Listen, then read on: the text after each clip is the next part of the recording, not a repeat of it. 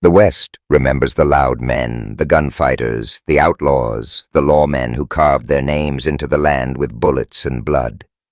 But it also remembers the quiet ones, the ones who didn't come looking for trouble, who carried their grief like a second skin, who stayed alive not by being the fastest hand in a fight, but by keeping to themselves and letting the world pass by. Jack Ransom was one of those men, a rancher who had buried too much, spoken too little, and learned to live with the kind of silence that could swallow a man whole. Until the night the storm came, until the knock at his door. She was barefoot, frozen through, blood drying along her temple. She didn't give him a name, and he didn't ask for one. But when she collapsed in his arms, he knew two things: she was running from something, and whatever it was had already taken more from her than she could afford to lose.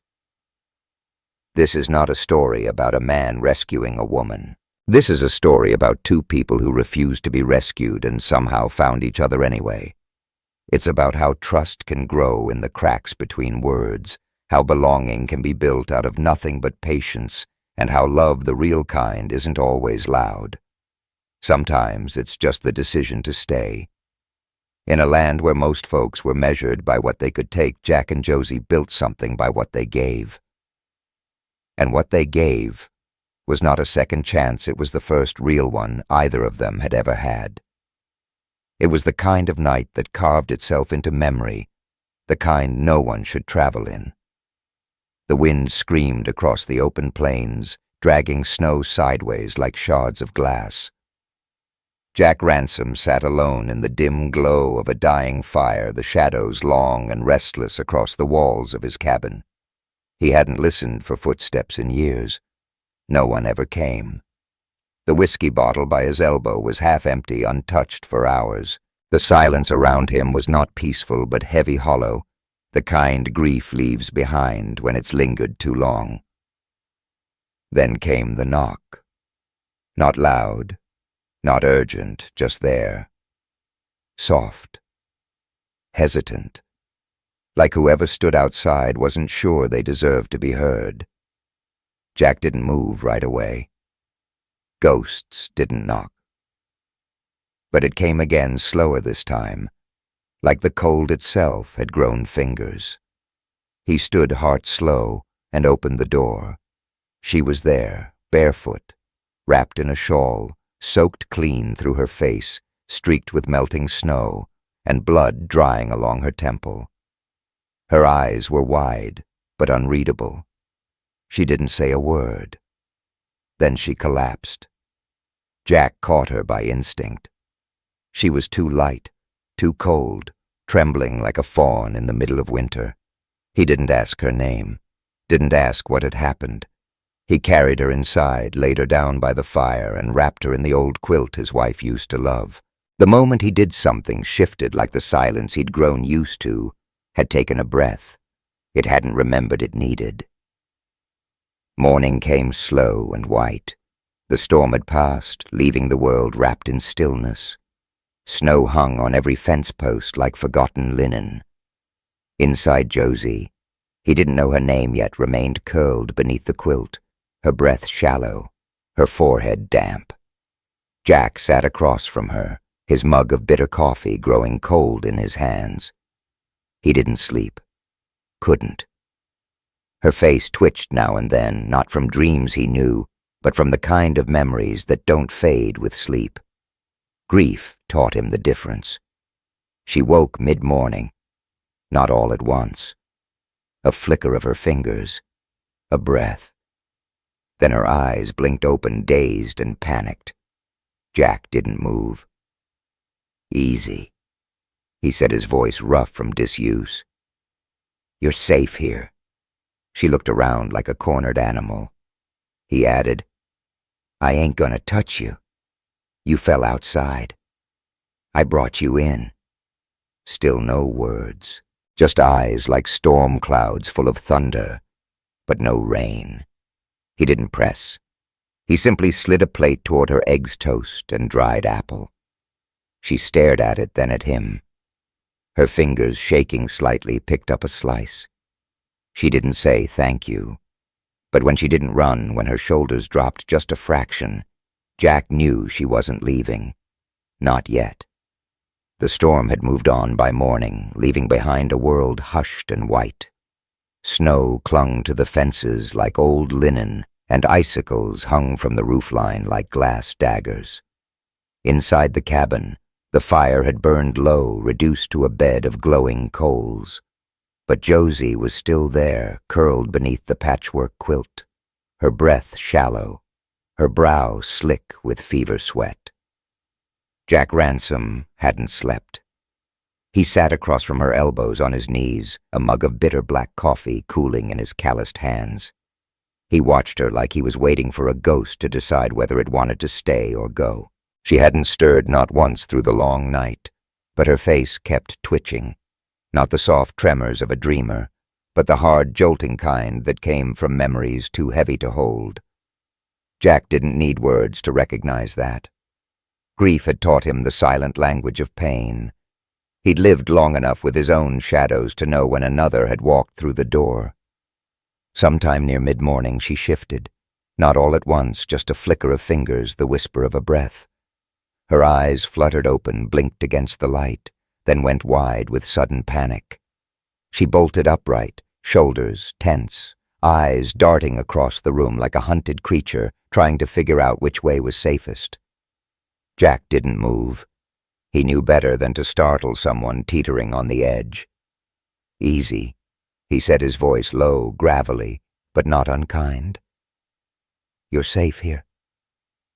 She didn't reply, just sat there, breathing fast and shallow like a deer caught too close to the hunter's rifle. "I ain't gonna touch you," he added, his hands open at his sides. "You fell out there. I brought you in. That's all." She still didn't speak. Her eyes were sharp, guarded, but there was something deeper, too, something wounded. He asked, "You got a name?" She shook her head quick, like brushing off a question she didn't owe an answer to. Jack nodded once. "All right," he said. "Don't need one." He stood, walked to the stove, and came back with a plate toast fried eggs and a few slices of dried apple. He didn't offer it with ceremony, just slid the plate across the floor, careful not to get too close. She looked at the food, then back at him. Her fingers moved toward the toast, slow, unsure, then brought it to her lips. She didn't say thank you. She didn't have to. Because when she stayed seated, when she didn't bolt for the door, when her shoulders dropped just a little, Jack understood. She wasn't ready to leave. Not yet. Not today. That understanding passed between them in silence, the only kind either of them trusted anymore. She didn't know his story, and he didn't ask for hers, not because he wasn't curious, but because he remembered what it felt like to be asked too soon, before the ground beneath your feet stopped shaking. So he let the silence hold them both, not as a barrier, but as a beginning. The third day dawned quiet. Not the empty kind of quiet Jack Ransom had grown used to over the years, but a gentler one. The kind where something unspoken begins to settle, just barely, like snow softening on the edge of thaw. Josie moved through the cabin like a shadow barefoot, silent, careful not to touch too much, like she didn't want to disturb the dead. Jack let her be. He didn't follow, didn't ask her where she'd come from, or why there'd been blood on her face that first night. He remembered too well what it was like to be asked before the words inside you were ready. Instead, he watched her from a distance from the barn door that morning, arms crossed, breath fogging the cold air. She walked slowly toward the porch, wrapped still in that old patchwork quilt, her steps small and unsure. Her eyes roamed the yard, the fence posts rimmed with frost, the creaky rocking chair, the worn bench beneath the window that hadn't held anyone in years. When she stepped inside the house, she paused. Jack stood at the kitchen table, drying his hands on a rag. He didn't say anything. Her eyes, dark and distant, landed on the fireplace mantel and stopped. There, framed in cracked wood, was the only photograph Jack kept out anymore. A black and white image of a younger version of himself, arms wrapped around a barefoot woman in a cotton dress, her head thrown back in laughter.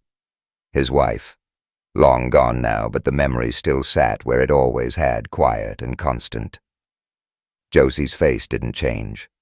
She didn't ask who the woman was, but the air in the room shifted subtle but deep, like someone had opened a door inside her and let something in or out. Jack noticed. He didn't say a word, just turned, picked up the frame and held it for a second, his thumb running along its edge. Then, without ceremony, he opened the drawer beneath the bookshelf and placed it inside. He didn't explain why. He didn't need to. The silence that followed was no longer cold. It was permission. A moment later, Josie crossed the room and sat in the empty chair across from him, the one his wife used to favor in the evenings back when life still felt like something with a shape. Jack didn't look away. Not this time. He met her gaze fully, and for the first time since the storm, he didn't see a stranger. He saw someone who had chosen to stay. Later that day, she swept the floor unasked, folded the quilt when she rose, drew water from the well, and brought it in without a word. It was the quiet rhythm of someone used to surviving through small, unnoticed acts. Someone who didn't take space, but earned it breath by breath. Jack didn't say a word, but he noticed everything. How she flinched when he coughed behind her. How her eyes jumped to the kettle when it began to whistle. Things a girl who couldn't hear wouldn't react to. So that night by the fire, he spoke into the hush voice low. "You hear things, don't you?" She froze, didn't look up, but her hands gripped the mug tighter. He waited, then added softly, "It's all right. Maybe silence ain't always what it seems." She didn't speak, but a moment later, she nodded. Just once. And the silence between them began to shift from distance to understanding. Nights on the ranch had always been slow quiet in a way most men couldn't stomach, but Jack Ransom had made peace with silence long ago. Now, though, it was different. There was someone else in the stillness. Josie sat by the fire most evenings, her knees drawn to her chest, quilt wrapped tight, her hair damp from washing and clinging to her face. She stared into the flames the same way he used to, like maybe there were answers flickering in the light, if only you waited long enough. Jack would settle into the chair across from her, 2 chipped mugs of tea between them. He didn't speak much, but that night something stirred in him. He cleared his throat and said, "You ever hear of the horse that walked back 3 counties after being sold?" Her eyes didn't move, but her gaze shifted just enough to let him know she was listening. "Belonged to my brother Jack," went on, voice low. "Damn fool traded him for a saddle and a bottle. Horse broke out 2 nights later, turned up at our gate with the rope still dragging behind him." Josie didn't smile, but her hands relaxed. Jack noticed. Some animals, he added, they know where they belong, even when folks try to forget 'em. He kept telling stories, small, quiet ones, about the stubborn dog he'd once had, about how his wife used to hum off-key while she cooked always the same song. Josie didn't speak, didn't laugh, but she listened. And each night something in Jack unraveled a little more, not in grief, but in release. He wasn't used to speaking without needing anything in return. No answers, no comfort, just presence. Then one night as Josie stood to leave for her small room, she looked at him fully for the first time. In her eyes, Jack saw something fragile but fierce trust. Not because he'd earned it, but because she'd chosen to give it. By the end of that week, Josie moved through the house like it might belong to her someday.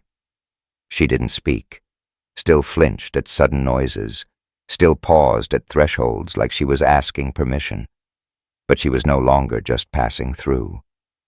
That morning she baked bread for the first time. The dough didn't rise. The crust could have broken a tooth. Jack ate every bite without complaint. Later that night after supper, He pulled out something she hadn't seen before, a small worn leather book and a piece of chalk. He opened it to a page with rough sketches and letters. "Used to be my sister's," he said. "She couldn't talk much. Ma taught her these. I forgot most, but—" He held up 2 fingers to his lips, then pointed to her. "Thank you." Josie blinked slowly. Then hesitantly she mirrored the gesture. Her hand trembled. But she did it. Jack smiled, small, honest. They kept going. Hungry. Cold. Safe. Each night they practiced. No pressure. No expectations. Just a quiet rhythm between hands and hearts. Josie learned fast, not because of the chalk or the signs, but because for once no one expected her to speak. She began to answer with fingers, with glances, with action. She touched her heart when something moved her, tapped once for no, twice for yes. Jack never pushed. He just made space, and slowly, without knowing how they built a language, not of words, but of trust. The wind returned one night, fierce, bitter, like it had unfinished business with the land. Clouds rolled in thick and low thunder, cracking sharp above the prairie. Jack Ransom stood in the barn, double-checking latches and calming the horses as rain began to pound the roof. But his thoughts weren't with the animals they were on Josie.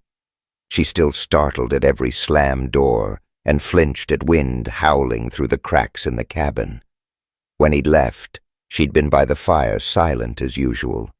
Now a knot twisted in his gut. When he stepped back into the house, it was empty. "Josie," he called, already knowing. His eyes caught at the front door swinging in the storm, and just beyond it tracks. Barefoot, leading out past the gate toward the far pasture. "No," he muttered, grabbing his rifle but not his coat. Lightning flashed and he ran. The storm howled around him, rain lashing sideways, soaking him to the bone as he followed the fading tracks. He saw her at the edge of the field, crouched in the mud near the broken fence arms, wrapped around something small, a foal soaked and shivering, barely alive. Josie had draped herself over the colt's body, shielding it from the worst of the storm with nothing but her own thin frame. Her hair was plastered to her cheeks, her eyes wild, but clear, not afraid, not asking for rescue. Just there, protecting. What in God's name? Jack's voice caught in his throat. But he didn't finish the sentence. He knelt, scooped the foal into his arms. Josie followed, slipping twice in the wet grass, but never letting go of his sleeve. Back in the barn, Jack worked fast, rubbing down the foal, wrapping it in blankets. Josie moved beside him like she belonged there, fetching water, smoothing hay, her movements steady, sure, purposeful. When the colt finally lay still and breathing, Jack turned to her chest, heaving. "You could have been hurt," he said. She didn't flinch. He exhaled, steadier this time. "But you weren't." Then she did something she hadn't done before. She raised both hands, one flat one curled in a circle, pressed them together slow and deliberate, the sign for home. Jack froze. She hadn't signed safe. She hadn't signed thank you.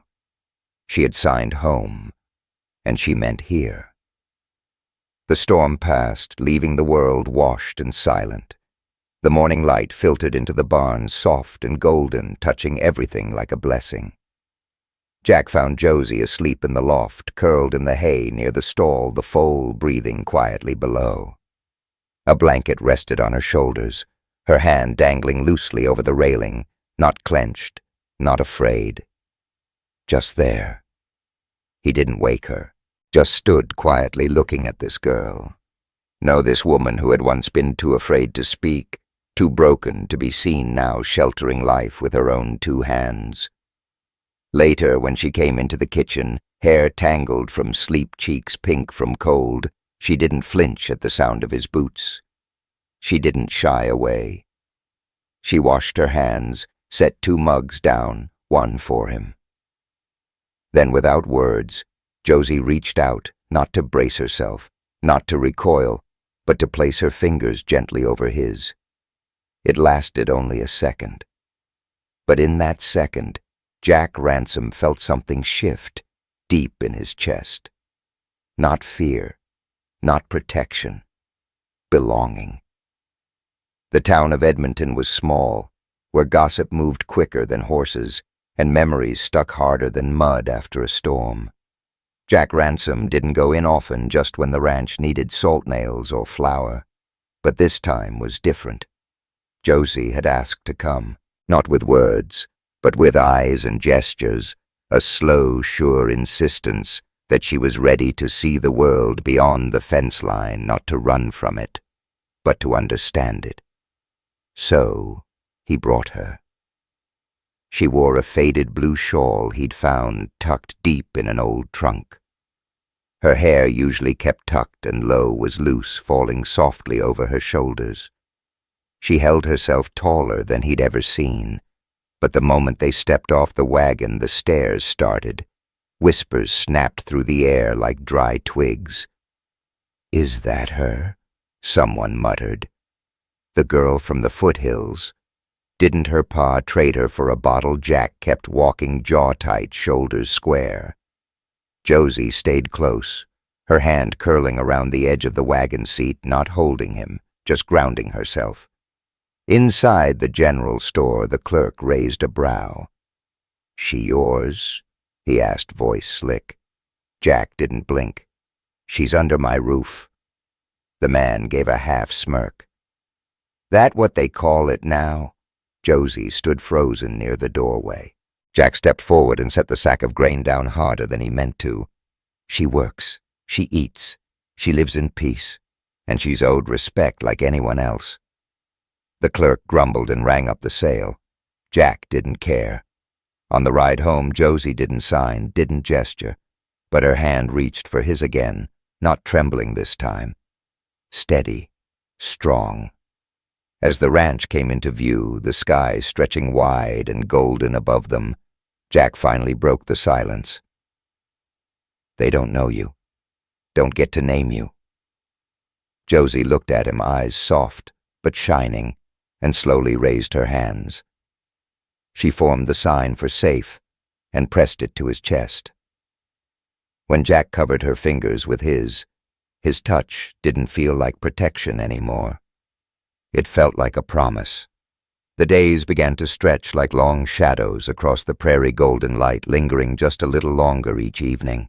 The quiet between Jack Ransom and Josie had changed, no longer filled with tension or guarded pauses, but with the gentle rhythm of understanding. One afternoon, as the sun dipped behind the hills and painted the sky in bruised purples and honeyed orange, Josie pulled a small bundle from beneath her shawl. She unwrapped it slowly, revealing a square of faded fabric, stitched with delicate patterns in muted reds, yellows, and blues, a patchwork that seemed to whisper of another world.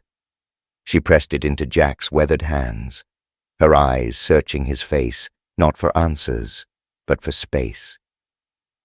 Jack turned the cloth over, fingers tracing the threadbare symbols, river-like lines, unfamiliar markings, ancient shapes. He didn't know the story, but he knew it was sacred. He looked up and nodded, voice soft. "I don't need to know everything, not yet, but I'm here." Josie's fingers brushed his lightly in response, hesitant, but present. In that moment, the past felt less like a wound and more like a thread, something not to be hidden but gently woven into the fabric of what might come next. Their peace was tested just days later. At sunset, the sound of hooves carried across the fields, low and ominous. Jack stood on the porch, his hand tightening on the railing. A group of riders approached, dust rising behind them like smoke. Men from town, hard eyes, stiff shoulders, riding with intent. Josie stepped up beside him without a word. Her hand slipped into his, not in fear, but solidarity. One of the men dismounted, spit into the dirt. "We heard you're harboring trouble. Girl like that doesn't belong. Bought from a drunk." Wild thing. Jack didn't flinch. His voice came steady. She belongs to this land now. Old debts don't fade. The man shot back, eyes cold. Josie didn't hide. She stood tall, gaze unwavering. Jack stepped forward, voice like thunder now. No debts will touch her here. Not while I breathe. Tension cracked like dry wood. The riders hesitated, muttering between themselves. Then slowly they turned and rode off, swallowed by dusk. Inside, the fire cast long, trembling shadows on the walls. Jack sat down heavily. Josie stood across from him, eyes not afraid, but lit with something fierce and calm. She crossed the room, knelt by the fire, and reached out. Her fingers brushed the scar on his hand, a mark from a long-ago fight. Her touch was reverent, not out of curiosity, but recognition. "I'm yours," she signed, voice silent but clear. Jack stared into her eyes, feeling the truth in that gesture. He nodded slowly. "We're a team now. Always." That night, beneath a sky heavy with stars, they sat close, not out of need, but of choice. The weight of the world still pressed in, but between them grew a quiet strength. A bond forged not in haste or rescue, but in shared silence, patient trust, and quiet defiance. They weren't just surviving anymore. They were beginning. The next morning, the sun spilled into the ranch house like a promise. Josie stood by the window light, catching the curve of her cheek, her eyes clear and steady. Jack walked up beside her, reached for her hand. No words passed, none were needed. Together they faced the open plains, two broken souls who had chosen each other, not out of rescue, out of love, out of home. The days that followed moved like soft wind through prairie grass, unhurried, but full of meaning. A quiet rhythm took hold of the ranch, the kind that comes not from routine, but from healing. Jack Ransom would wake each morning to find Josie already sitting by the window, tracing invisible shapes on the glass with one finger, her eyes following the sunlight as it crept over the frost-dusted hills. She rarely spoke, still cautious, still carrying old ghosts in the corners of her mind. But something had changed. The fear that once curled around her shoulders like a shawl had loosened its grip. Their silence was no longer empty. It was steady, familiar, shared. One morning, Jack returned from the post office with a bundle of old letters. Dusty, unopened, forgotten until now. Josie watched him from across the room, curiosity flickering in her eyes like a match, unsure if it wanted to burn. He sat at the worn table, spread the letters out, and chose one. His voice was quiet when he began to read stories of far-off places, moments of laughter and loss, tales of ordinary people making a life out of very little. As the words drifted into the room like music, Josie leaned closer, her hand resting lightly on the table between them. She didn't sign, didn't interrupt. She listened, fully. Later that day, she pulled a scrap of paper from the cupboard and began to draw horses galloping across wide plains, a cabin nestled under tall trees, a stream winding through mountains. When she showed it to him, Jack didn't just see a drawing. He saw her hope, her future. "We'll make that place," he told her, voice thick with conviction. "Together." And so they began. They planted a garden, crooked rows, stubborn soil, and laughter when Jack couldn't tell spinach from sage. They mended fences side by side. Josie brushed the foal's coat until it gleamed, and Jack swore the animal trotted taller with every touch. She rode with him now, her hair undone in the wind, eyes wide and unafraid. The townsfolk started nodding when they passed. Not all, not yet. But enough. Respect was slow, but it was coming. One evening, as dusk painted the sky in watercolor hues, Josie did something unexpected. She reached for Jack's hand, not gently this time, not hesitant. Her fingers wrapped around his with surety, both hands anchoring her in the moment. Her eyes locked on his, steady as ever, and though no words came, her message was clear. "I'm ready." Jack nodded his thumb, brushing over the back of her hand. "So am I." This was no longer survival, no longer a halfway house between fear and safety. This was the start of something real.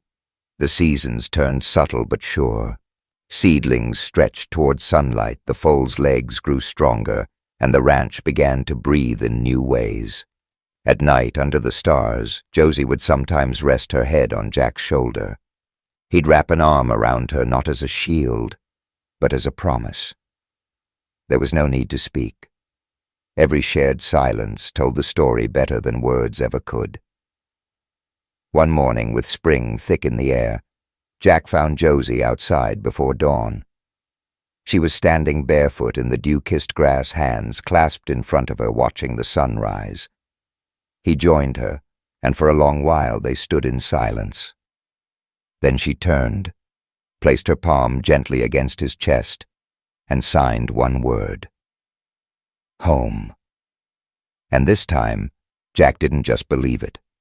He felt it. Spring crept onto the land like a whisper, soft green patient. Life began to return in cautious breaths. The wildflowers that lined the fence posts bloomed in pale purples and shy yellows, and the morning air carried the scent of sage and damp earth.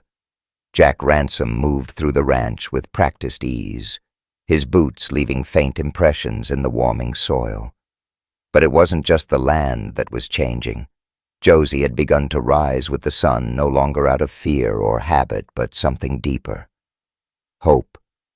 She would sit on the porch steps, hands wrapped around a mug of tea, watching the sky brighten as if it held answers she was finally ready to ask. Their silences had grown into a kind of language richer than speech. Jack no longer filled it with stories unless she wanted them. Josie spoke now in gestures, glances, the way her fingers would reach across the space between them to rest lightly on his arm, not seeking reassurance, but offering it. One morning she placed a drawing in his hands, a house framed by pine trees, a corral full of horses, children's footprints in the dust. She didn't say anything. She didn't have to. Jack looked up, eyes shining. "We'll build this. Not a house, a life, together." The ranch thrummed with quiet motion. Josie brushed the foal's mane each day until it gleamed in the sun. Jack taught her how to repair saddle leather, her fingers steady now, nimble with purpose. They planted tomatoes and onions in crooked rows behind the barn. Every time Josie laughed, rare, sudden, like a spring thunderclap, Jack felt something old and cold inside him finally crack loose and melt. But the world beyond the ranch hadn't forgotten her. Whispers still curled along the dusty road from town. One morning, Jack returned from the general store with a fresh coil of rope and wary eyes. "They're still talking," he said quietly, setting the supplies on the table. Josie nodded once. Her face didn't fall. It hardened like iron cooling in water. She walked over, took his hand, and signed, "I stay." That night the wind carried the low rumble of approaching horses. Jack stood at the gate, shoulders squared. Josie joined him. She didn't hide behind him, she stood beside him, her hand curled into his. The men came with half-truths and accusations. Jack answered with silence and steel in his voice. "She belongs here. You don't decide that." When the men rode off, swallowed by darkness and dust, Jack turned to Josie. "You still sure?" Josie didn't answer in words. She stepped close, her hand finding his chest, her gaze unwavering. "You are my home," she signed. And Jack, for once in his life, didn't feel the need to carry the world alone. The next morning, sunlight streamed through the kitchen windows. Josie moved with ease through the small space, humming quietly, the tune off-key and unfamiliar, but somehow just right. Jack poured coffee, watching her with something like awe. A girl once silent, souled and scarred, now building belonging. When she sat across from him, their knees brushed beneath the table. Neither moved away. "Can I show you the back pasture today?" Jack asked softly. Josie smiled. Small, real. "Yes," she whispered, her voice raspy from disuse but hers. And outside the prairie bloomed. In a world that often moves too fast and demands too much, the story of Jack Ransom and Josie reminds us of the quiet power of presence, patience, and human connection. This isn't a tale of grand gestures or loud declarations. It's about how healing happens in the silences between words, in the simple acts of kindness that ask for nothing in return. Josie, carrying trauma and silence like a second skin, didn't need someone to fix her.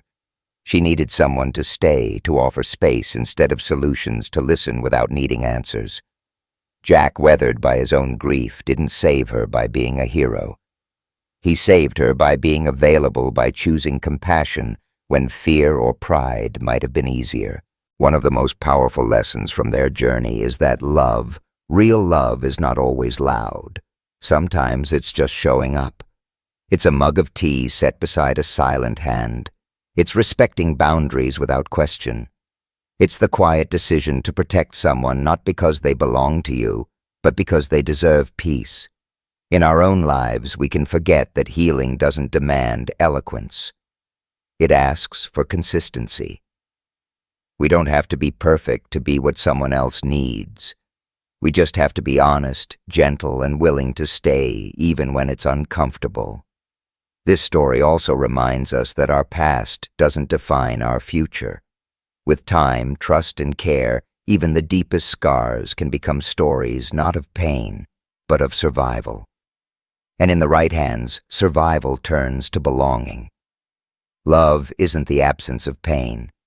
It's the decision to build something beautiful in spite of it. One slow day at a time. If this story stirred something in your soul, if you believe the West was more than guns and gold, but about grit, redemption, and found family, then subscribe to Whispers of the West. We bring you tales that heal, haunt, and hold fast to your heart. Don't just watch history, feel it.